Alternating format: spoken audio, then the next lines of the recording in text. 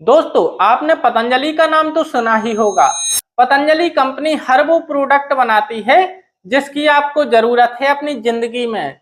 आपको पतंजलि के प्रोडक्ट सभी छोटे बड़े गांव और शहर में बड़ी आसानी से मिल जाएंगे। एक बार साल 2022 में बाबा रामदेव ने प्रेस कॉन्फ्रेंस में बताया कि पतंजलि का ग्रुप टर्नओवर 45,000 करोड़ के आसपास पहुंच चुका है। जो एक बीमार कंपनी थी, उसका हमने नेटवर्थ लगभग 50,000 करोड़ रुपए का खड़ा किया। ये देश के लोगों का हम पर विश्वास है। और आज के समय में पतंजलि कंपनी लगभग 5 लाख लोगों को रोजगार देती है। पतंजलि के आगे विदेशी कंपनियों ने घुटने टेक दिए हैं। पतंजलि ने इतनी तेजी से ग्रोथ की है जितनी दुनिया में आज तक किसी कंपनी ने नहीं की। इसी वजह से बाबा रामदेव आज पूरी दुनिया में छा गए हैं। मुस्लिम देशों से लेकर के ईसाई देशों से लेकर के कम्युनिस्ट देशों से लेकर के चाइना में भी जाता मारे। आखिर बाबा रामदेव के मन में पतंजलि कंपनी का विचार कहां से आया और कैसे बाबा रामदेव पतंजलि को इतनी ऊंचाइयों तक ले गए? इसके अलावा पतंजलि कंपनी कितने समय तक मार्केट में सरवाइव कर पाएगी? आइए जानते हैं ये सारी चीजें आज के इस वीडियो में।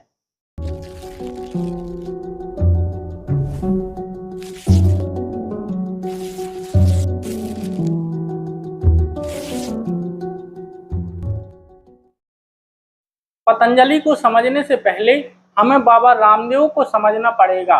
तो आइए सबसे पहले बाबा रामदेव के बचपन के बारे में जानने की कोशिश करते हैं। हरियाणा के एक छोटे से गांव में एक बच्चे का जन्म होता है जिसका नाम था राम किशन यादव। कहा जाता है कि राम किशन का जन्म साल 1965 से लेकर 1975 के बीच हुआ था। इनका बचपन बहुत मुश्किल भरा रहा है क्योंकि इनके पिता गरीब थे और उनके 4 बच्चे थे।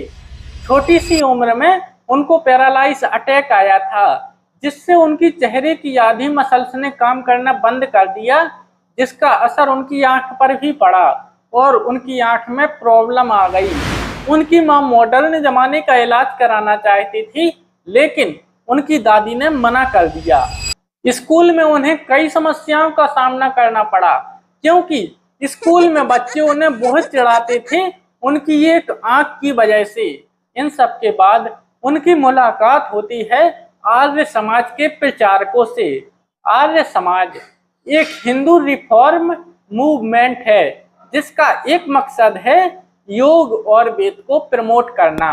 यह एक अच्छा समय था राम किशन के लिए क्योंकि उनका मन स्कूल और पढ़ाई में बिल्कुल भी नहीं लग रहा था। उन्होंने कहा कि उन्हें पता चल चुका था कि वेस्टर्न एजुकेशन उनके लिए सही नहीं है क्योंकि वेस्टर्न एजुकेशन हमारे दिमाग में यह डालने की कोशिश करता है कि वेस्टर्न चीजें ही सही हैं। ये आर्गुमेंट बहुत जरूरी है क्योंकि बाबा रामदेव बहुत सालों से यही यूज करते हैं पतंजलि की मार्केटिंग में। खैर, उनका मन पढ़ाई में बिल्कुल भी नहीं लग रहा था तो वे अपनी किताबों को जंगल में फेंककर आर्ष गुरुकुल पहुंच जाते हैं। गुरुकुल में पहुंचते ही वे अपने नाम को राम किशन से रामदेव रख लेते हैं। यहाँ पर उन्होंने अष्टाध्यायी उपनिषद, आयुर्वेद और वेद की पढ़ाई करी। कुछ समय बाद यहाँ पर एक और लड़का आया जिसका नाम था बाल किशन। कुछ समय बाद रामदेव और बाल किशन में अच्छी मित्रता हो जाती है। बाबा रामदेव का योग में बहुत इंटरेस्ट हुआ तो वे हिमालय की तरफ निकल गए योग करने के लिए। उन्होंने 3 साल गंगोत्री में बिताए और उसके बाद वे साल 1993 में हरिद्वार पहुंचे और अपने दोस्त बाल किशन से मिले। जिस समय बाबा रामदेव हिमालय में ध्यान कर रहे थे उस समय बाल किशन को नए गुरु मिले, आचार्य करमवीर, और कुछ सालों बाद इन तीनों ने पतंजलि कंपनी बनाई। आचार्य करमवीर, बाल किशन और बाबा रामदेव लोगों को योग सिखाने लगे। उसके बाद बाबा रामदेव गंगा किनारे 2 लोगों को योग सिखा रहे थे जिनमें से एक आदमी गुजराती बिजनेसमैन था जो बाबा रामदेव को सूरत शहर ले गया 200 लोगों को योग सिखाने के लिए। उसके बाद बाबा रामदेव ने पूरे देश में इसी तरह के कैंप किए। साल 1994 में एक कैंप ऑर्गेनाइजर ने बाबा रामदेव को 5,000 रुपए दिए और कहा कि प्लीज आप मेरे लिए एक दवाई बनाकर दीजिए उन बीमारियों के लिए जो असम में होती हैं। फिर बाबा रामदेव, बालकिशन और करमवीर ने महासुदर्शन चूर्ण को बनाया और इसे बांटने के लिए असम की तरफ निकल गए, जिससे असम के लोग बहुत खुश हुए। उसके बाद उन्होंने सोचा क्यों ना ये काम हम हरिद्वार के लोगों के लिए भी करें, तो इसके लिए उनकी मदद करी आचार्य शंकर देव जी ने। आचार्य शंकर देव हरिद्वार के कृपालू बाग आश्रम के हेड थे। आचार्य शंकर देव ने करमवीर पर भरोसा करके करमवीर को आश्रम का हेड बना दिया और वे रिटायर्ड हो गए। साल 1995 में बाबा रामदेव, बालकिशन और आचार्य करमवीर ने एक ट्रस्ट खोला। ट्रस्ट का नाम था दिव्य योग मंदिर।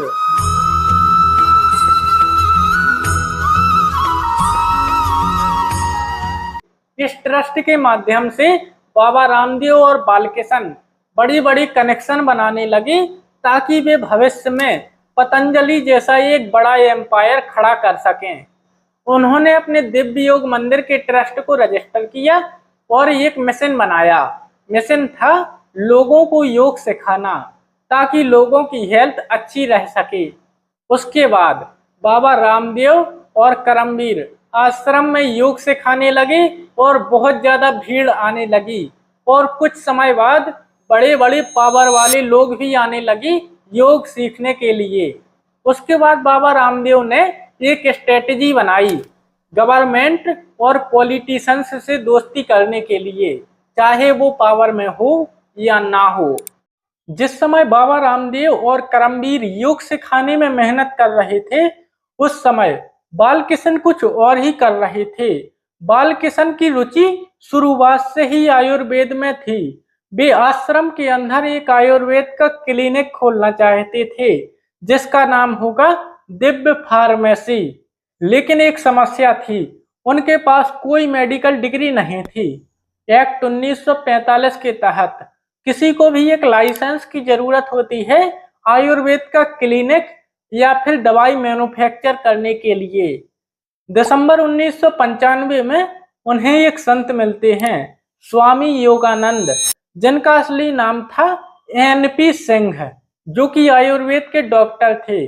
सबसे जरूरी बात, उनके पास एक लीगल लाइसेंस था जिसके आधार पर बालकिशन ने आश्रम के अंदर आयुर्वेद का क्लिनिक खोला, जहां पर मेडिकल कंसल्टेशन और दवाइयों की मैन्युफैक्चरिंग हो रही थी। जहां पर मेडिकल कंसल्टेशन तो फ्री था, लेकिन दवाइयों के पैसे देने पड़ते थे पेशेंट को। और यही बिजनेस मॉडल आज भी चलता है। 5,000 से ज्यादा पतंजलि के क्लिनिक हैं पूरे देश में, जहां पर डॉक्टरों की फीस तो फ्री है लेकिन दवाई के पैसे देने पड़ते हैं। इसी मॉडल की वजह से दिव्य फार्मेसी लोगों के बीच में बहुत पॉपुलर होने लगी। लेकिन साल 2000 में बाबा रामदेव को पूरे देश में पॉपुलर होने का मौका मिलता है जब माधव मिश्रा आस्था चैनल की शुरुआत करते हैं।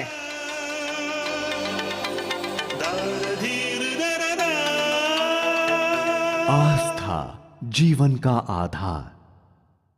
और कुछ ही समय के अंदर देश भर के लोगों ने आस्था चैनल को देखना शुरू कर दिया। तभी बाबा रामदेव को लगा कि इन चैनलों की ऑडियंस तो बहुत बड़ी है।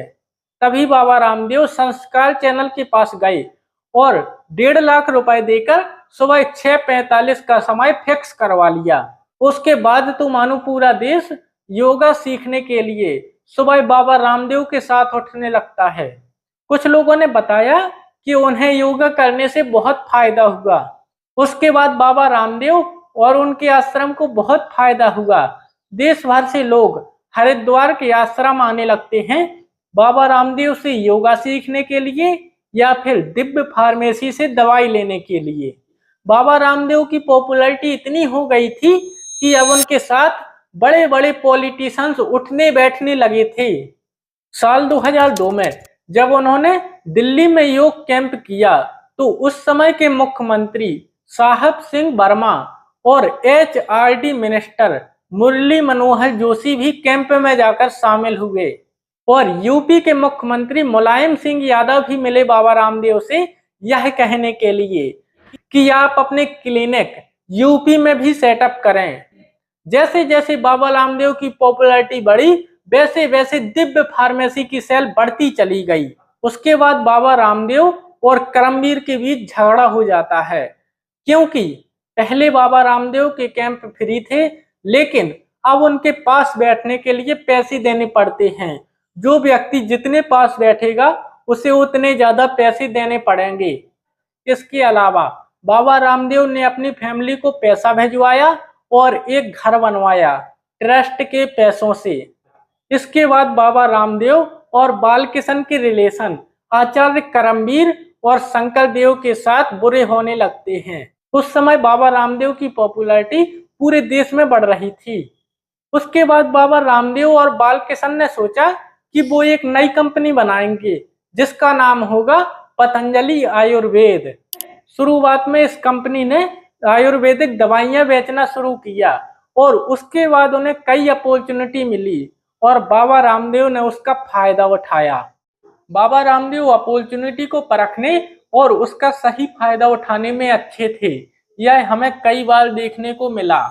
एक बार साल 2006 में उत्तर प्रदेश के कई किसानों का आंवला खराब हो जाता है बारिश की वजह से, तो बाबा रामदेव उसे कम दामों में खरीद लेते हैं और PAIC में भेज देते हैं आंवला जूस बनाने के लिए। ये आंवला जूस मार्केट में बहुत ज्यादा बिकने लगता है, क्योंकि बाबा रामदेव अपने योग कैंप में बताते हैं कि इस आंवले जूस से कई बीमारियां ठीक हो सकती हैं। ये आंवला और उसके साथ भी हमने बना रखा है गिलोय के साथ। ये आंवला, गिलोय, एलोवेरा, ये तो हर आदमी को पीना चाहिए। बाल नहीं झड़ेंगे, आंवला से बाल नहीं झड़ेंगे, आंखों पर चश्मा नहीं आएगा, पेट अच्छा रहेगा, डाइजेशन अच्छा रहेगा। जगाए आपकी सेहत, त्वचा और बालों में नई चमक और दिलाए कब्ज से छुटकारा। पतंजलि स्वरस सबको करेंगे सूट। सेहत के 2 घूंट की बात है। साल 2006 से साल 2012 तक पतंजलि ने आयुर्वेद की दवाइयां ही बेची। उसके बाद बाबा रामदेव और बालकिशन ने फैसला लिया कि अब वो अपनी मार्केट को एक्सपेंड करेंगे। पहले उन्होंने आयुर्वेद के कुछ प्रोडक्ट मंजन ऑयल और बाम को लॉन्च किया। उसके बाद साबुन, क्रीम, शैम्पू, घी, ऑयल और नूडल्स। उसके बाद बाबा रामदेव और पतंजलि हर सेक्टर में दिखने लगे, चाहे वो कोई दीवार हो या फिर न्यूज चैनल। मेरे से तो हजारों लाखों लोग बोलते हैं आई लव यू है।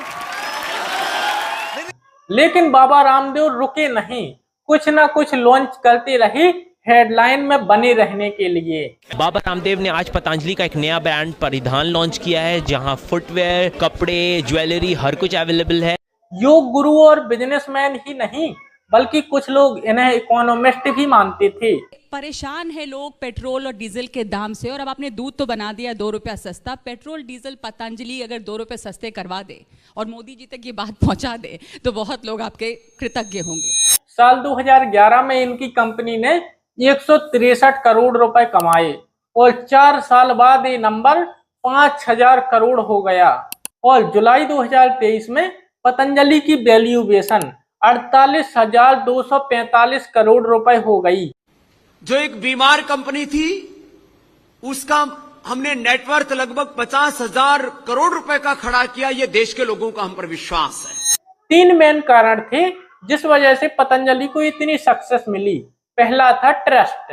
बाबा रामदेव आस्था चैनल के माध्यम से देश भर के लोगों को योग सिखाया करते थे, जिस वजह से उनकी एक कम्युनिटी बनी जो उनके ऊपर बहुत विश्वास करती थी। लेकिन इस कम्युनिटी और विश्वास को बाबा रामदेव ने यूज किया अपने पतंजलि के प्रोडक्ट बेचने में। 350 रुपए, 1 2 3 4 5 10 है भाई। देश भर के कई दुकानदारों ने बताया कि उनकी दुकान में एक तरफ दुकान का सामान बिकता है और दूसरी तरफ पतंजलि की क्रीम, बिस्कुट, साबुन, च्यवनप्राश, आंवला जूस, घी और भी कई चीजें बिकती हैं। और दूसरा है लो कॉस्ट। साल 2018 के रिसर्च पेपर ने पतंजलि और दूसरी कंपनी के प्रोडक्ट को कंपेयर किया और बताया कि पतंजलि के प्रोडक्ट 15 से 30% तक सस्ते हैं। इसके पीछे की वजह है कि पतंजलि अपना रॉ मटेरियल डायरेक्ट किसानों से खरीदती है। और तीसरा मेन कारण है स्वदेशी ब्रांड नेम। उसमें भारतीयता का ध्यान रखा है। क्या ध्यान रखा है भारतीय जा करके देख ले और पहन ले। बाबा रामदेव ने सभी जगह कहा कि उनके प्रोडक्ट भारतीय हैं, आयुर्वेदिक हैं और स्वदेशी हैं। पहली बार जो फेयर एंड लवली वाले, उनको फेयर एंड लवली लिखना बंद करवा दिया है हमने। उन्होंने अपनी कई स्पीच में कहा कि उनके प्रोडक्ट स्वदेशी हैं और जो दूसरी कंपनियां हैं वो आपको लूटने के लिए आई हैं। जो विदेशी कंपनियां 5,000 में जीन्स दे रही थी ना, वो हम 500 रुपए में दे रहे हैं। उनका कहना था कि विदेशी कंपनी की जगह एक स्वदेशी कंपनी पतंजलि को पैसा दो। धीरे धीरे पतंजलि का एम्पायर बड़ा होने लगा। बाबा रामदेव ने दिखाया कि वो एक स्मार्ट बिजनेसमैन हैं। उन्हें जहां से भी पैसा कमाने का मौका मिलता वे वहां से पैसा जरूर कमाते। ऐसा करने से उन्हें कई समस्या का सामना करना पड़ा, लेकिन समस्या कम होने की जगह समस्या बढ़ने लगी जब उन्होंने कोरोनिल किट को लॉन्च किया और कहा कि ये दवाई कोरोना को पूरी तरह से ठीक कर सकती है। कि ये कैसे हो सकता है कि 3 दिन के अंदर 69% रोगी नेगेटिव हो जाएं और 7 दिन के अंदर 100% रोगी नेगेटिव हो गए। ये बहुत बड़ी बात है। और बाद में बाल किशन ने कहा, हमने तो ऐसा कुछ कहा ही नहीं। तो हमने दवाई के अंदर तो ये हमने कहा ही नहीं कि ये हम कोरोना को जो है कंट्रोल करते हैं, क्योर करते हैं। साथ में उन्होंने एक ऐसी ऐड निकाली जिसमें बताया था कि उनकी दवाई डायबिटीज, हाई ब्लड प्रेशर और अस्थमा जैसी बीमारियों को सॉल्व कर सकती है, जिसके बाद उनके ऊपर सुप्रीम कोर्ट में केस चलने लगा।